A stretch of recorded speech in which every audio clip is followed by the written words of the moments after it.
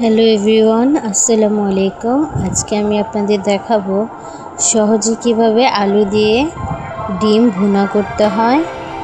দেখুন, আমি আগে প্রথমে কড়াইতে এই তেলটার কালার এরকম কেন হয়েছে, এখানে আমি সেদ্ধ ডিমগুলো ভেজে নিয়েছিলাম হলুদ এবং লবণ দিয়ে।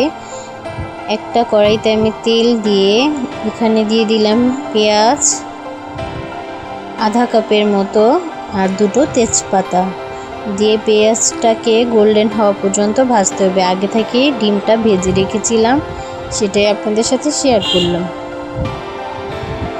গোল্ডেন হয়ে যাওয়া আগ পর্যন্ত পেঁয়াজটাকে ভেজে নিতে হবে। পেঁয়াজটা যখন হালকা ভাজা হয়ে যাবে, আমি এখানে দিয়ে নেব এক চা চামচ আদা রসুন বাটা। আমি আন্দাজ মতোই দিচ্ছি, কিন্তু আপনারা 1 চা চামচ পরিমাণে দেবেন। তারপরে এখানে আদা রসুন বাটাটা একটু ভাজা হয়ে গেলে দিয়ে দিব পানি দিয়ে ভালোভাবে নাড়াচাড়া করতে হবে।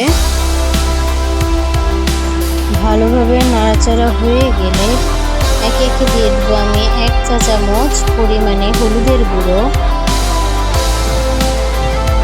হলুদের গুঁড়োটা ভালোভাবে মিশিয়ে দিয়ে দেবো এখানে আধা চা চামচের মতো মরিচের গুঁড়ো। আপনারা যে ঝাল যেরকম খান ওইভাবেই রান্না করতে পারেন। আমাদের ঘরে ঝালটা একটু কম খাওয়া পড়ে, এজন্য মরিচের গুঁড়োটা একটু কম দিয়েছি। মশলাটা ভালোভাবে ভুনে নিতে হবে। দিয়ে দিলাম পর্যাপ্ত পরিমাণে লবণ, 1-1.5 চা চামচের মতো দিয়ে ভালোভাবে মশলাটা কষানো হয়ে গেছে। এখন একটু পানি দিয়ে নাড়াচাড়া করে নেব। এখানে আমি ধুয়ে রাখা আলুটা এর ভিতরে দিয়ে দেব। ছোট ছোট করে আলুটা কেটে নিয়েছিলাম, এইভাবে করে এই আলুটা দিয়ে দিলাম। আলুটা দেওয়া হয়ে গেলে আমি আলুটা ভালোভাবে নেড়ে মিশিয়ে নেব।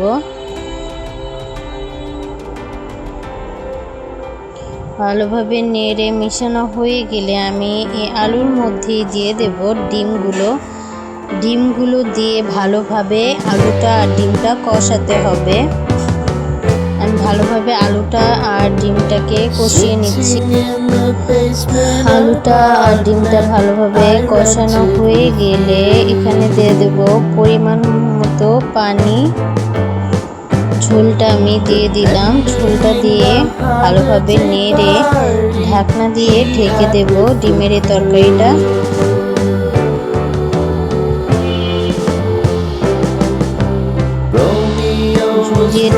ঢেকে দিলাম। রেখে দেওয়ার কিছুক্ষণের মধ্যেই দেখলাম তরকারিটা রান্না হয়ে গেল। দেখুন, ভালো লাগলে আমার চ্যানেলটাকে সাবস্ক্রাইব করে পাশেই থাকবেন। Thanks for watching.